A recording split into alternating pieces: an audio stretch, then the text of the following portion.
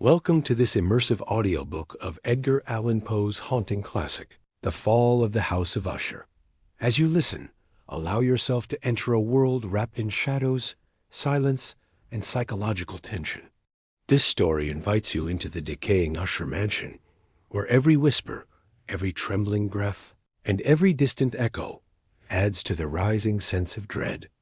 You will meet Roderick Usher, a man tormented by fear and sensitivity, and his mysterious sister Madeline, whose presence deepens the gloom that hangs over the house. Your support truly matters. Every view helps this channel grow and allows me to bring more audiobooks to life. If you enjoy dark classics, Gothic storytelling, and immersive narration, please support this video with your views and engagement. And don't forget to subscribe to the channel so you never miss a new audiobook release.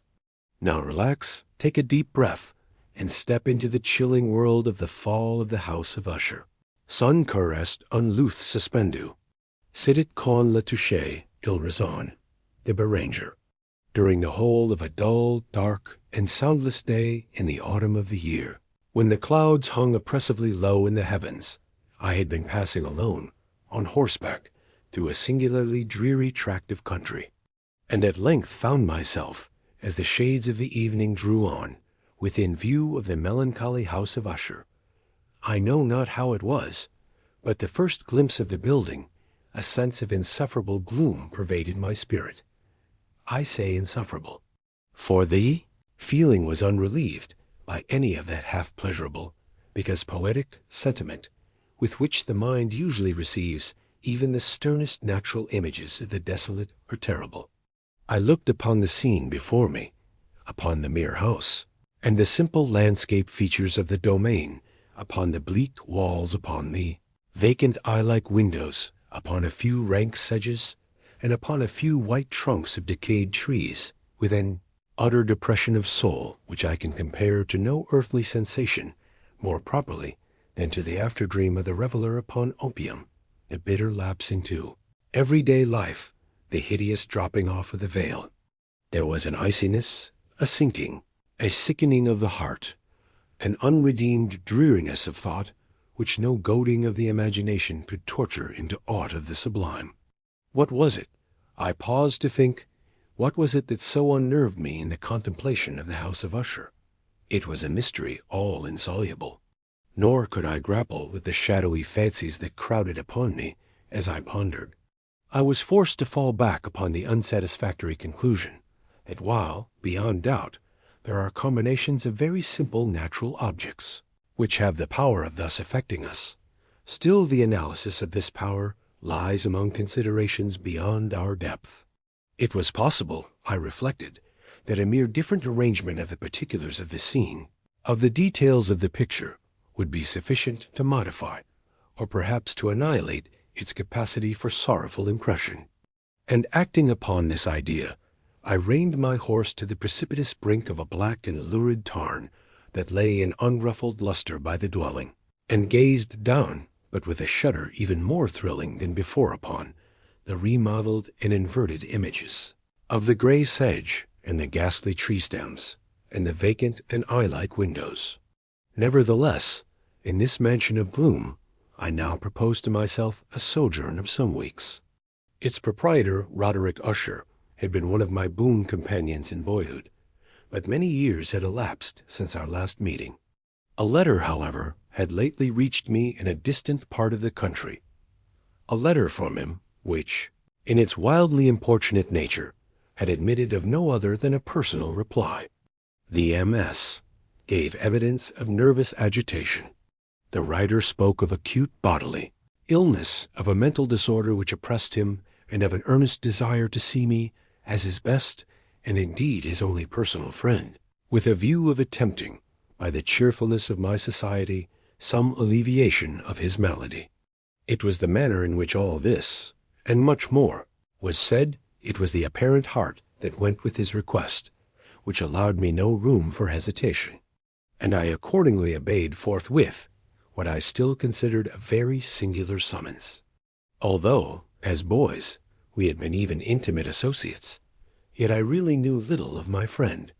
His reserve had been, always excessive and habitual.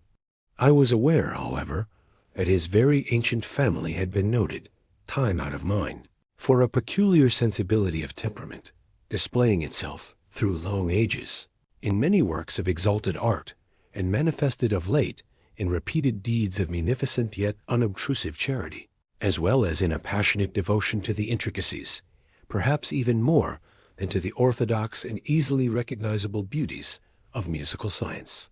I had learned, too, the very remarkable fact that the stem of the Usher race, all-time honored as it was, had put forth, at no period, any enduring branch. In other words, that the entire family lay in the direct line of descent, and had always, with very trifling and very temporary variation, so lain.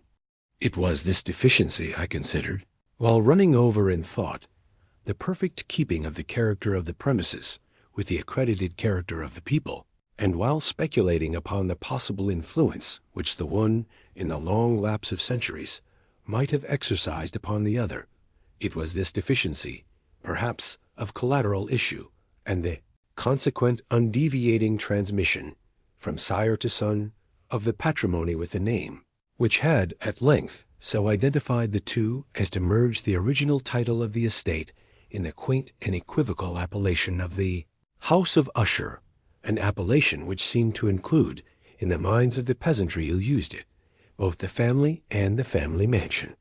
I have said that the sole effect of my somewhat childish experiment, that of looking down within the tarn, had been to deepen the first singular impression. There can be no doubt that the consciousness of the rapid increase of my superstition, for why should I not so term it, served mainly to accelerate the increase itself. Such, I have long known, is the paradoxical law of all sentiments having terror as a basis. And it might have been for this reason only that, when I again uplifted my eyes to the house itself, from its image in the pool, there grew in my mind a strange fancy, a fancy so ridiculous, indeed, that I but mention it to show the vivid force of the sensations which oppressed me. I had so worked upon my imagination as really to believe that about the whole mansion and domain there hung an atmosphere peculiar to themselves and their immediate vicinity, an atmosphere which had no affinity with the air of heaven, but which had reeked up from the decayed trees and the gray wall and the silent tarn, a pestilent and mystic vapor, dull, sluggish, faintly discernible, and leaden-hued. Shaking off from my spirit what must have been a dream, I scanned more narrowly the real aspect of the building. Its principal feature seemed to be that of an excessive antiquity. The discoloration of ages had been great. Minute fungi overspread the whole exterior, hanging in a fine tangled webwork from the eaves. Yet all this was apart from any extraordinary dilapidation. No portion of the masonry had fallen, and there appeared to be a wild inconsistency between its still perfect adaptation of parts and the crumbling condition of the individual stones. In this there was much that reminded me of the specious totality of old woodwork which has rotted for long years in some neglected vault, with no disturbance from the breath of the external air. Beyond this indication of extensive decay, however, the fabric gave little token of instability. Perhaps the eye of a scrutinizing observer might have discovered a barely perceptible fissure, which, extending from the roof of the building in front, made its way down the wall in a zigzag direction, until it became lost in the sullen waters of the tarn. Noticing these things, I rode over a short causeway to the house. A servant in waiting took my horse, and I entered the Gothic archway of the hall. A valet of stealthy step thence conducted me, in silence, through many dark and intricate passages in my progress to the studio of his master. Much that I encountered on the way contributed, I know not how, to heighten the vague sentiments of which I have already spoken, while the objects around me, while the carvings of the ceilings, the somber tapestries of the walls, the ebon blackness of the floors, and the phantasmagoric armorial trophies which rattled as I strode, were but matters to which, or to such as which, I had been accustomed from my infancy. While I hesitated not to acknowledge how familiar was all this, I still wondered to find how unfamiliar were the fancies which ordinary images were stirring up. On one of the staircases, I met the physician of the family. His countenance, I thought, wore a mingled expression of low cunning and perplexity. He accosted me with trepidation and passed on. The valet now threw open a door and ushered me into the presence of his master. The room in which I found myself was very large and lofty. The windows were long, narrow, and pointed, and at so vast a distance from the black oaken floor as to be altogether inaccessible from within. Feeble gleams of encrimsoned light made their way through the trellised panes and served to render sufficiently distinct the more prominent objects around. The eye, however, struggled in vain to reach the remoter angles of the chamber, or the recesses of the vaulted and fretted ceiling. Dark draperies hung upon the walls. The general furniture was profuse, comfortless, antique, and tattered. Many books and musical instruments lay scattered about, but failed to give any vitality to the scene. I felt that I breathed an atmosphere of sorrow. An air of stern, deep, and irredeemable gloom hung over and pervaded all. Upon my entrance, Usher arose from a sofa, on which he had been lying at full length, and greeted me with a vivacious warmth which had much in it. I at first thought of an overdone cordiality of the constrained effort of the ennuyé man of the world. A glance, however, at his countenance convinced me of his perfect sincerity. We sat down, and for some moments, while he spoke not, I gazed upon him with a feeling half of pity, half of awe. Surely man had never before so terribly altered, in so brief a period, as had Roderick Usher. It was with difficulty that I could bring myself to admit the identity of the one being before me with the companion of my early boyhood. Yet the character of his face had been at all times remarkable. A cadaverousness of complexion, an eye large, liquid, and luminous beyond comparison, lips somewhat thin and very pallid, but of a surpassingly beautiful curve, a nose of a delicate Hebrew model, but with a breadth of nostril unusual in similar formations, a finely molded chin, speaking, in its want of prominence, of a want of moral energy, hair of a more than web-like softness and tenuity. These features, with an inordinate expansion above the regions of the temple, made up altogether a countenance not easily to be forgotten. And now, in the mere exaggeration of the prevailing character of these features, and of the expression they were wont to convey, lay so much of change that I doubted to whom I spoke.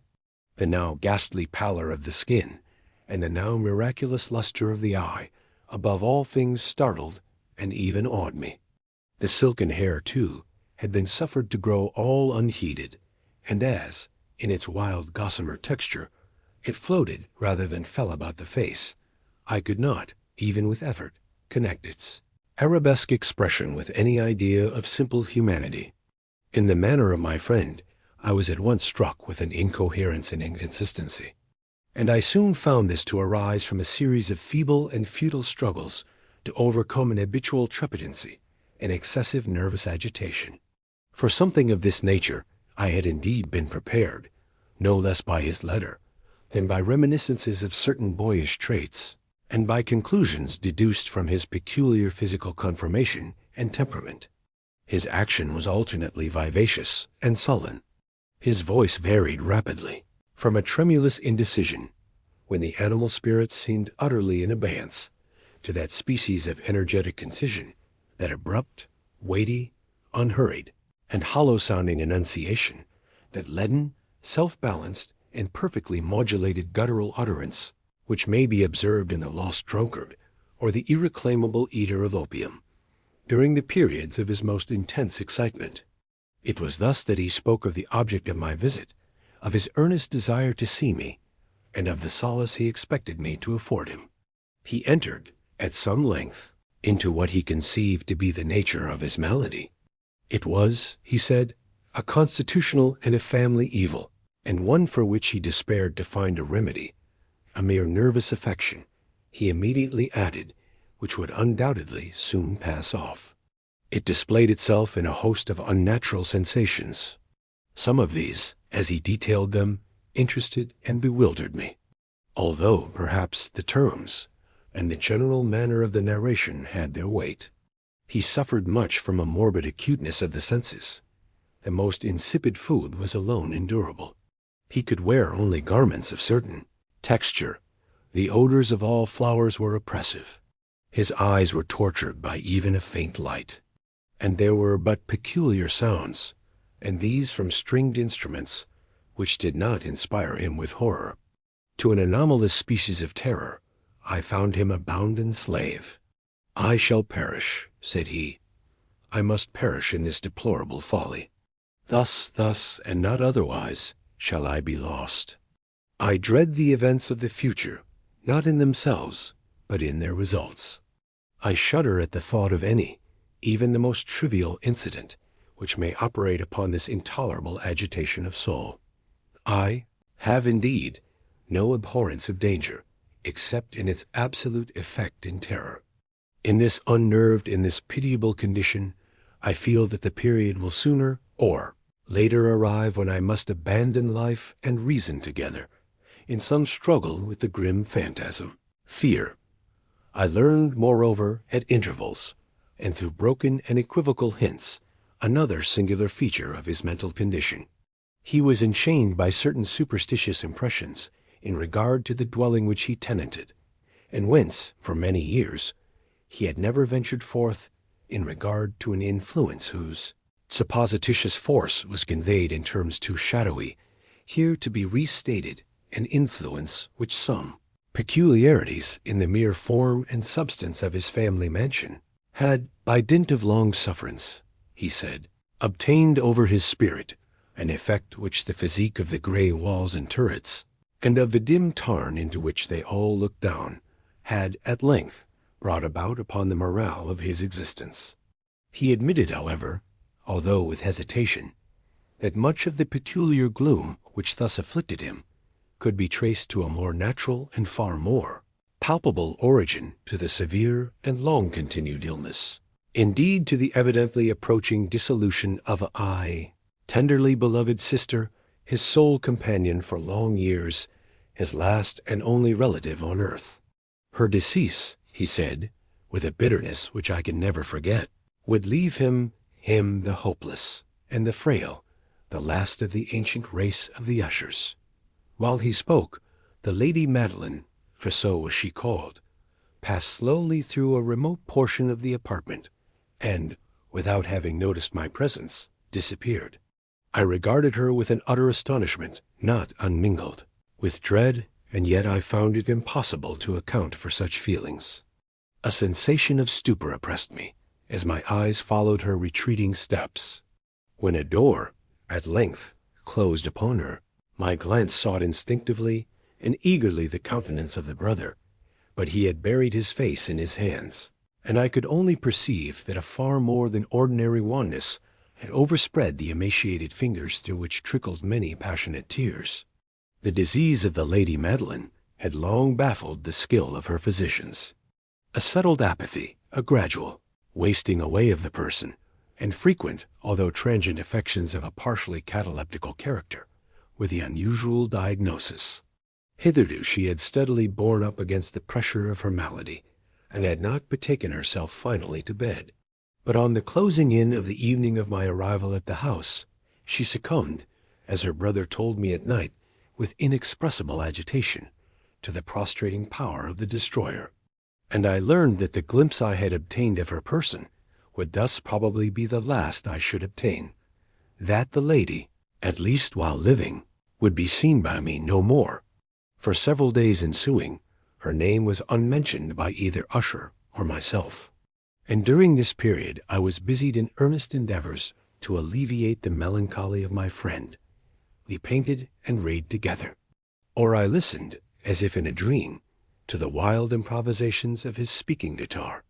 And thus, as a closer and still closer intimacy admitted me more unreservedly into the recesses of his spirit, the more bitterly did I perceive the futility of all attempt at cheering a mind from which darkness, as if an inherent positive quality, poured forth upon all objects of the moral and physical universe in one unceasing radiation of gloom.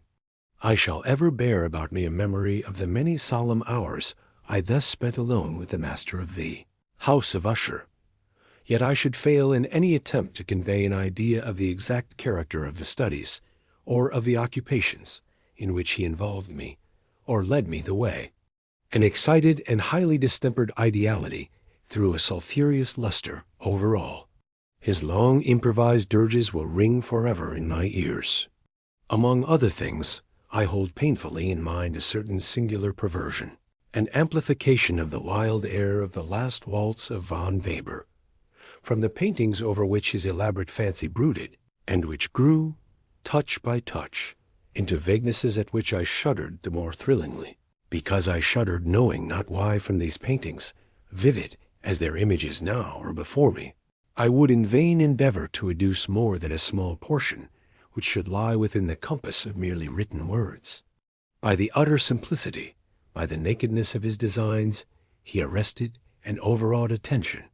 If ever mortal painted an idea, that mortal was Roderick Usher. For me, at least, in the circumstances then surrounding me, there arose out of the pure abstractions which the hypochondriac contrived to throw upon his canvas an intensity of intolerable awe, no shadow of which felt I ever yet in the contemplation of this certainly glowing, yet too concrete reveries of Fuseli. One of the phantasmagoric conceptions of my friend, partaking not so rigidly of the spirit of abstraction, may be shadowed forth, although feebly, in words. A small picture presented the interior of an immensely long and rectangular vault or tunnel, with low walls, smooth, white, and without interruption or device. Certain accessory points of the design served well to convey the idea that this excavation lay at an exceeding depth below the surface of the earth.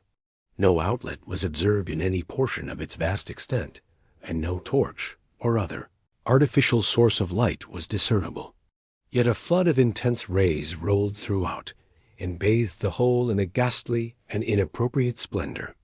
I have just spoken of that morbid condition of the auditory nerve, which rendered all music intolerable to the sufferer, with the exception of certain effects of stringed instruments. It was, perhaps, the narrow limits to which he thus confined himself upon the guitar, which gave birth, in great measure, to the fantastic character of his performances. But the fervid facility of his impromptus could not be so accounted for. They must have been, and were, in the notes, as well as in the words of his wild fantasias, for he not unfrequently accompanied himself with rhymed verbal improvisations, the result of that intense mental collectedness and concentration to which I have previously alluded, as observable only in particular moments of the highest artificial excitement. The words of one of these rhapsodies I have easily remembered. I was perhaps the more forcibly impressed with it, as he gave it, because in the under or mystic current of its meaning, I fancied that I perceived, and for the first time, a full consciousness on the part of Usher of the tottering of his lofty reason upon her throne. The verses, which were entitled The Haunted Palace, ran very nearly, if not accurately, thus: I in the greenest of our valleys, by good angels tenanted, once a fair and stately palace, radiant palace reared its head. In the monarch Thought's dominion, it stood there. Never seraph spread a pinion over fabric half so fair. Two banners yellow, glorious, golden, on its roof did float and flow. This was in the olden time long ago, and every gentle air that dallied, in that sweet day, along the ramparts plumed and pallid, a winged odor went away. 3 wanderers in that happy valley, through 2 luminous windows, saw spirits moving musically to a lute's well-tuned law, round about a throne where sitting Porphyrogene, in state his glory well befitting, the ruler of the realm was seen. 4 and all with pearl and ruby glowing was the fair palace door, through which came flowing, flowing, flowing, and sparkling evermore, a troop of echoes whose sweet duty was but to sing, in voices of surpassing beauty, the wit and wisdom of their king. But evil things in robes of sorrow, assailed the monarch's high estate. Ah, let us mourn, for never morrow shall dawn upon him, desolate. And, round about his home, the glory that blushed and bloomed is but a dim remembered story of the old time entombed. Sikhs and travelers now within that valley, through the red-litten windows, see vast forms that move fantastically to a discordant melody, while, like a rapid ghastly river, through the pale door, a hideous throng rush out forever, and laugh but smile no more. I well remember that suggestions arising from this ballad led us into a train of thought wherein there became manifest an opinion of Usher's, which I mention not so much on account of its novelty, for other men have thought thus, as on account of the pertinacity with which he maintained it. This opinion, in its general form, was that of the sentience of all vegetable things. But in his disordered fancy, the idea had assumed a more daring character, and trespassed, under certain conditions, upon the kingdom of inorganization. I lack words to express the full extent, or the earnest abandon of his persuasion. The belief, however, was connected, as I have previously hinted, with the gray stones of the home of his forefathers. The conditions of the sentience had been here, he imagined, fulfilled in the method of collocation of these stones, in the order of their arrangement, as well as in that of the many fungi which overspread them, and of the decayed trees which stood around above all, in the long undisturbed endurance of this arrangement, and in its reduplication in the still waters of the Tarn. Its evidence, the evidence of the sentience, was to be seen, he said, and I here started as he spoke, in the gradual yet certain condensation of an atmosphere of their own about the waters and the walls. The result was discoverable, he added, in that silent, yet importunate and terrible influence which for centuries had molded the destinies of his family, and which made him what I now saw him, what he was. Such opinions need no comment, and I will make none. Our books, the books which, for years, had formed no small portion of the mental existence of the invalid, were, as might be supposed, in strict keeping with this character of phantasm. We pored together over such works as the Ververt et Chartreuse of Gresset, the Belphegor of Machiavelli, the Heaven and Hell of Swedenborg, the Subterranean Voyage of Nicholas Klim by Holberg, the Chiromancy of Robert Flood, of Jean d'Indochine, and of de la Chambre, the Journey into the Blue Distance of Tieck, and the City of the Sun of Campanella. One favorite volume was a small octavo edition of the Directorium Inquisitorium by the Dominican Aymeric de Giron, and there were passages in Pomponius Mela about the old African satyrs and ogipans, over which Usher would sit dreaming for hours. His chief delight, however, was found in the perusal of an exceedingly rare and curious book in quarto Gothic, the Manual of a Forgotten Church, the Vigili Mortuorum Secundum Corum Ecclesiae Magnitinae. I could not help thinking of the wild ritual of this work, and of its probable influence upon the hypochondriac, when, one evening, having informed me abruptly that the Lady Madeline was no more, he stated his intention of preserving her corpse for a fortnight, previously to its final interment, in one of the numerous vaults within the main walls of the building. The worldly reason, however, assigned for this singular proceeding was one which I did not feel at liberty to dispute. The brother had been led to his resolution, so he told me, by consideration of the unusual character of the malady of the deceased, of certain obtrusive and eager inquiries on the part of her medical men, and of the remote and exposed situation of the burial ground of the family. I will not deny that when I called to mind the sinister countenance of the person whom I met upon the staircase on the day of my arrival at the house, I had no desire to oppose what I regarded as at best but a harmless, and by no means an unnatural, precaution. At the request of Usher, I personally aided him in the arrangements for the temporary entombment. The body having been encoffined, we two alone bore it to its rest. The vault in which we placed it, and which had been so long unopened that our torches, half smothered in its oppressive atmosphere, gave us little opportunity for investigation was small, damp, and entirely without means of admission for light. Lying at great depth, immediately beneath that portion of the building in which was my own sleeping apartment. It had been used, apparently, in remote feudal times, for the worst purposes of a dungeon keep, and in later days as a place of deposit for powder, or some other highly combustible substance, as a portion of its floor, and the whole interior of a long archway through which we reached it, were carefully sheathed with copper. The door, of massive iron, had been also similarly protected. Its immense weight caused an unusually sharp grating sound as it moved upon its hinges. Having deposited our mournful burden upon trestles within this region of horror, we partially turned aside the yet unscrewed lid of the coffin, and looked upon the face of the tenant. A striking similitude between the brother and sister now first arrested my attention, and Usher, divining, perhaps, my thoughts, murmured out some few words, from which I learned that the deceased and himself had been twins, and that sympathies of a scarcely intelligible nature had always existed between them. Our glances, however, rested not long upon the dead, for we could not regard her unawed. The disease which had thus entombed the lady in the maturity of youth had left, as usual in all maladies of a strictly cataleptical character, the mockery of a faint blush upon the bosom and the face, and that suspiciously lingering smile upon the lip which is so terrible in death. We replaced and screwed down the lid, and having secured the door of iron, made our way, with toil, into the scarcely less gloomy apartments of the upper portion of the house. And now, some days of bitter grief having elapsed, an observable change came over the features of the mental disorder of my friend. His ordinary manner had vanished. His ordinary occupations were neglected or forgotten. He roamed from chamber to chamber with hurried, unequal, and objectless step.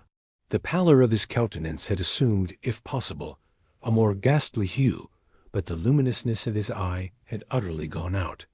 The once occasional huskiness of his tone was heard no more, and a tremulous quaver, as if of extreme terror, habitually characterized his utterance. There were times, indeed, when I thought his unceasingly agitated mind was laboring with some oppressive secret, to divulge which he struggled for the necessary courage. At times, again, I was obliged to resolve all into the mere inexplicable vagaries of madness, for I beheld him gazing upon vacancy for long hours, in an attitude of the profoundest attention, as if listening to some imaginary sound. It was no wonder that his condition terrified, that it infected me. I felt creeping upon me, by slow yet certain degrees, the wild influences of his own fantastic yet impressive superstitions. It was, especially, upon retiring to bed late in the night of the 7th or 8th day, after the placing of the Lady Madeline within the dungeon, that I experienced the full power of such feelings. Sleep came not near my couch, while the hours waned and waned away. I struggled to reason off the nervousness which had dominion over me. I endeavored to believe that much, if not all of what I felt, was due to the bewildering influence of the gloomy furniture of the room, the dark and tattered draperies, which, tortured into motion by the breath of a rising tempest, swayed fitfully to and fro upon the walls, and rustled uneasily about the decorations of the bed. But my efforts were fruitless. An irrepressible tremor gradually pervaded my frame, and at length there sat upon my very heart an incubus of utterly causeless alarm. Shaking this off with a gasp and a struggle, I uplifted myself upon the pillows, and, peering earnestly within the intense darkness of the chamber, hearkened, I know not why, except that an instinctive spirit prompted me to certain low and indefinite sounds which came, through the pauses of the storm, at long intervals, I knew not whence. Overpowered by an intense sentiment of horror, unaccountable, yet unendurable, I threw on my clothes with haste, for I felt that I should sleep no more during the night, and endeavored to arouse myself from the pitiable condition into which I had fallen, by pacing rapidly to and fro through the apartment. I had taken but few turns in this manner, when a light step on an adjoining staircase arrested my attention. I presently recognized it as that of Usher. In an instant afterward, he rapped, with a gentle touch, at my door, and entered, bearing a lamp. His countenance was, as usual, cadaverously wan, but moreover, there was a species of mad hilarity in his eyes, and evidently restrained hysteria in his whole demeanor. His air appalled me, but anything was preferable to the solitude which I had so long endured, and I even welcomed his presence as a relief. "And you have not seen it?" he said abruptly, after having stared about him for some moments in silence. "You have not then seen it? But stay, you shall." Thus speaking, and having carefully shaded his lamp, he hurried to one of the casements, and threw it freely open to the storm. The impetuous fury of the entering gust nearly lifted us from our feet. It was, indeed, a tempestuous yet sternly beautiful night, and one wildly singular in its terror and its beauty. A whirlwind had apparently collected its force in our vicinity, for there were frequent and violent alterations in the direction of the wind, and the exceeding density of the clouds, which hung so low as to press upon the turrets of the house, did not prevent our perceiving the lifelike velocity with which they flew careering from all points against each other, without passing away into the distance.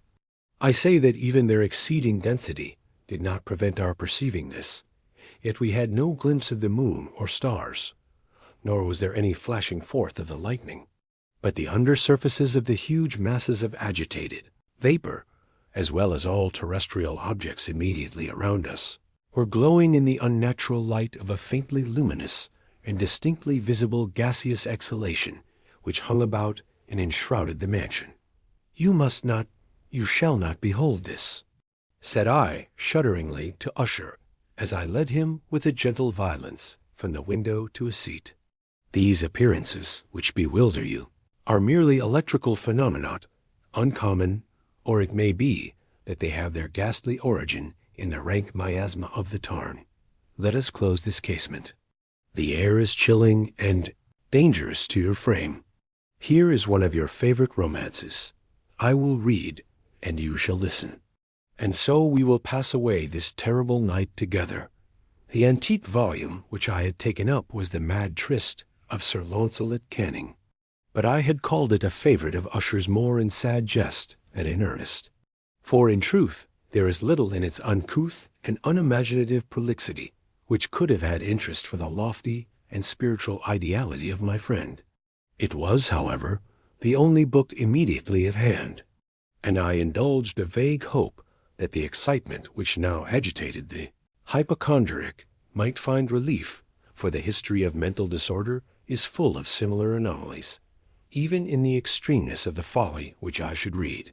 Could I have judged, indeed, by the wild overstrained air of vivacity with which he hearkened, or apparently hearkened, to the words of the tale, I might well have congratulated myself upon the success of my design.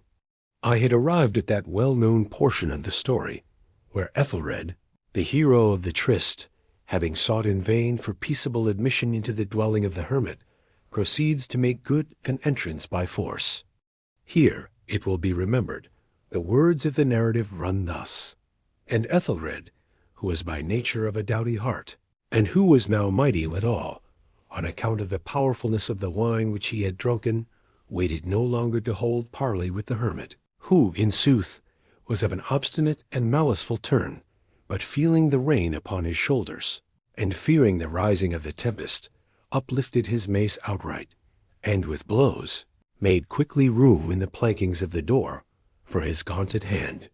And now pulling therewith sturdily, he so cracked and ripped and tore all asunder, that the noise of the dry and hollow-sounding wood alarumed and reverberated throughout the forest."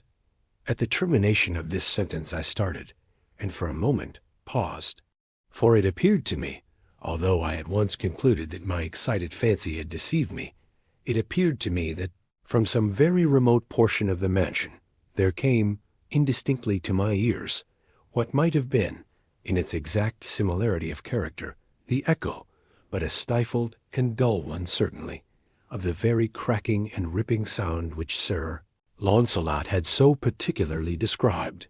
It was, beyond doubt, the coincidence alone which had arrested my attention.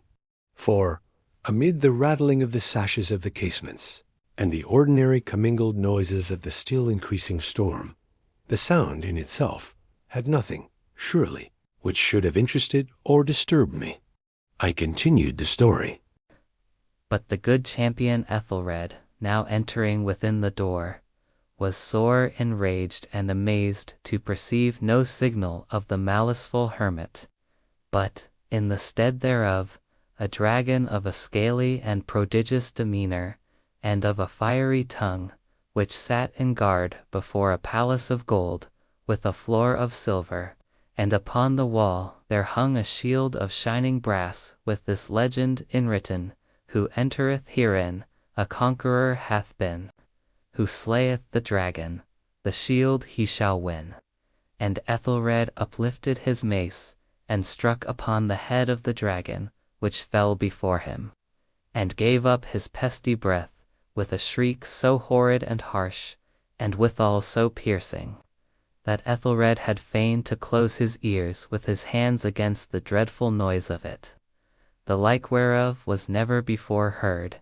Here again I paused abruptly, and now with a feeling of wild amazement, for there could be no doubt whatever that, in this instance, I did actually hear, although from what direction it proceeded I found it impossible to say, a low and apparently distant, but harsh, protracted, and most unusual screaming or grating sound, the exact counterpart of what my fancy had already conjured up, for the dragon's unnatural shriek as described by the romancer. Oppressed, as I certainly was, upon the occurrence of this second and most extraordinary coincidence, by 1,000 conflicting sensations, in which wonder and extreme terror were predominant, I still retained sufficient presence of mind to avoid exciting, by any observation, the sensitive nervousness of my companion.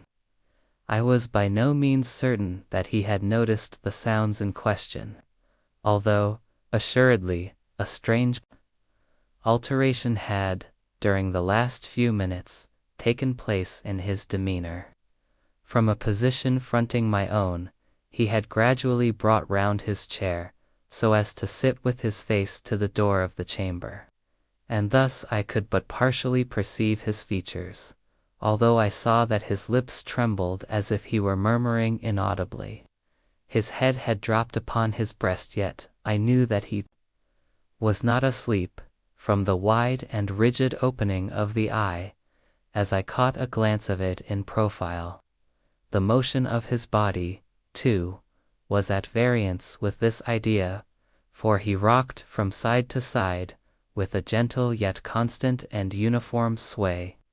Having rapidly taken notice of all this, I resumed the narrative of Sir Launcelot, which thus proceeded: and now, the champion, having escaped from the terrible fury of the dragon, bethinking himself of the brazen shield, and of the breaking up of the enchantment which was upon it, removed the carcass from out of the way before him, and approached valorously over the silver pavement of the castle to where the shield was upon the wall, which in sooth tarried not for his full coming, but fell down at his feet upon the silver floor, with a mighty great and terrible ringing sound. No sooner had these syllables passed my lips, than as if a shield of brass had indeed, at the moment, fallen heavily upon a floor of silver, I became aware of a distinct hollow, metallic and clangorous, yet apparently muffled reverberation. Completely unnerved, I leaped to my feet, but the measured rocking movement of Usher was undisturbed. I rushed to the chair in which he sat. His eyes were bent fixedly before him, and throughout his whole countenance there reigned a stony rigidity. But, as I placed my hand upon his shoulder, there came a strong shudder over his whole person, a sickly smile quivered about his lips, and I saw that he spoke in a low, hurried, and gibbering murmur, as if unconscious of my presence. Bending closely over him, I at length drank in the hideous import of his words. Not hear it. Yes, I hear it, and have heard it. Long, long, long, many minutes, many hours, many days, have I heard it, yet I dared not. Oh, pity me, miserable wretch that I am. I dared not, I dared not speak. We have put her living in the tomb. Said I not that my senses were acute? I now tell you that I heard her first feeble movements in the hollow coffin. I heard them many, many days ago, yet I dared not tie, dared not speak, and now -2-night ethelred ha. Ha, the breaking of the hermit's door, and the death cry of the dragon, and the clangor of the shield. Say rather the rending of her coffin, and the grating of the iron hinges of her prison, and her struggles within the coppered archway of the vault. Oh, whither shall I fly? Will she not be here anon? Is she not hurrying to upbraid me for my haste? Have I not heard her footstep on the stair? Do I not distinguish that heavy and horrible beating of her heart? Madman! Here he sprang furiously to his feet, and shrieked out his syllables, as if in the effort he were giving up his soul. Madman! I tell you that she now stands without the door, as if in the superhuman energy of his utterance there had been found the potency of a spell. The huge antique panels to which the speaker pointed, threw slowly back, upon the instant, their ponderous and ebony jaws. It was the work of the rushing gust, but then without those doors there did stand the lofty and enshrouded figure of the Lady Madeline of Usher. There was blood upon her white robes, and the evidence of some bitter struggle upon every portion of her emaciated frame. For a moment she remained trembling and reeling to and fro upon the threshold, then, with a low moaning cry, fell heavily inward upon the person of her brother, and in her violent and now final diathegenes, bore him to the floor a corpse, and a victim to the terrors he had anticipated. From that chamber, and from that mansion, I fled aghast. The storm was still abroad in all its wrath as I found myself crossing the old causeway. Suddenly there shot along the path a wild light, and I turned to see whence a gleam so unusual could have issued, for the vast house and its shadows were alone behind me. The radiance was that of the full setting and blood-red moon, which now shone vividly through that once barely discernible fissure, of which I have before spoken as extending from the roof of the building in a zigzag direction to the base. While I gazed, this fissure rapidly widened. There came a fierce breath of the whirlwind. The entire orb of the satellite burst at once upon my sight. My brain reeled as I saw the mighty walls rushing asunder. There was a long, tumultuous, shouting sound like the voice of 1,000 waters, and the deep and dank tarn at my feet closed sullenly and silently over the fragments of the house of Usher.